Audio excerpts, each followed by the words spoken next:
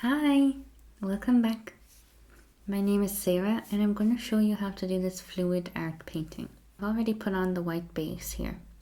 And next I'm coming in with brilliant blue and popping this in the center there of the canvas. Again, we're just going to be doing our puddle pouring into the center. And next here I'm coming in with Prussian blue. So it's a nice, intense, much darker blue than the first blue we put on there. And then I am popping on pewter, which is like a silver colour but slightly darker. I'm popping that on top. And then I'm also taking greenish blue and just running a ring around the puddle that I put there.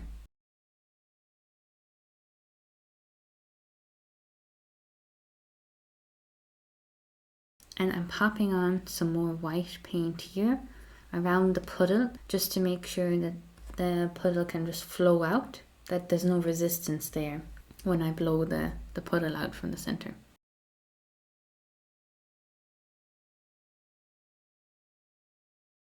And yes, now I'm going to use the hairdryer to blow this out in 4 different directions this time. I'm just seeing what the 4 different directions might look like. It's really mesmerizing to watch the paint flow.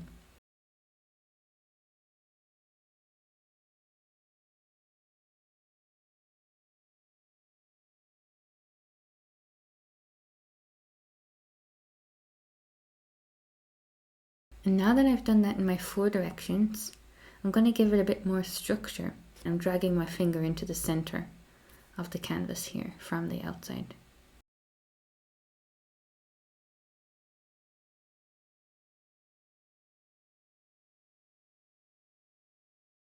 Now I'm going to try it with my palette knife just to see what effect that would give. Again, I'll just draw the eyes into the center of the canvas rather than it being just a pool of paint, kind of. Gives it a bit more structure.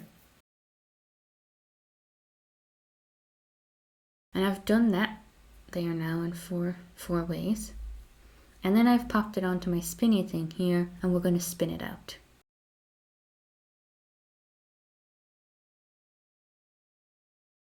And I'm stopping it from spinning here again. And I'm looking and like, do I like it? Do I not like it? So I'm going to try and see if I can give this a flower vibe. So I'm using my palette knife. I'm just scraping some of the paint off here into a shape that I like. And I'm doing this with each of the 4 sections that I blew out. This painting was actually quite a learning experience for me. As you'll see as we go on, I'll explain it a bit more. But here initially I didn't like it when I spun it out. I thought, oh yeah, I'll try give it a little flower kind of petal effect. And so that's what led me to do this here.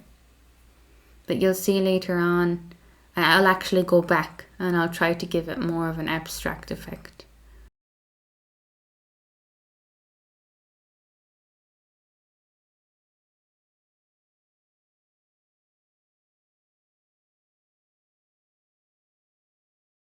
Next thing we have to do now is add in the white base again where we scraped off the paint. And that's what I'm doing here. I'm just popping some on out of the cup that I mixed the paint in. And I'm using my palette knife to smooth that out to be the same thickness on the canvas as the blue paint that you see there beside it. I'm adding on just enough here, not too much, just enough to cover it.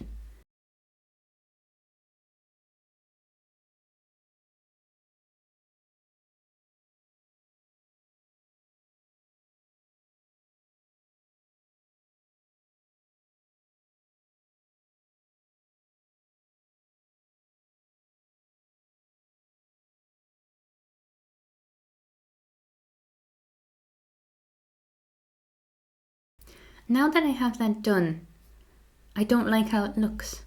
And instead of panicking there, I'm like, I'll just spin it out again and we'll see what that looks like. Spinning it out will allow more of the paint to flow out and give it less of a structured shape. And that's what I'm hoping to do here. And I'm spinning that a number of times there and in opposite directions as well, just to see how the paint will flow out. And you can see it's changed it a lot here. We still have the little bits of negative space there, but it's given us much more of an abstract shape. And that's what I liked in this one, so I wanted to go back to it. And I'm really happy with my decision here to spin it out again, because I absolutely love it now. And I love blues, I love the intensity of this one and the contrast of the colours. It's really beautiful. And here it is, dried and varnished. So you can see it's really beautiful, and I love it. It's a lovely contrasting blues. And that's it for this week, guys. Thank you for watching, and I will see you again next Friday. Bye.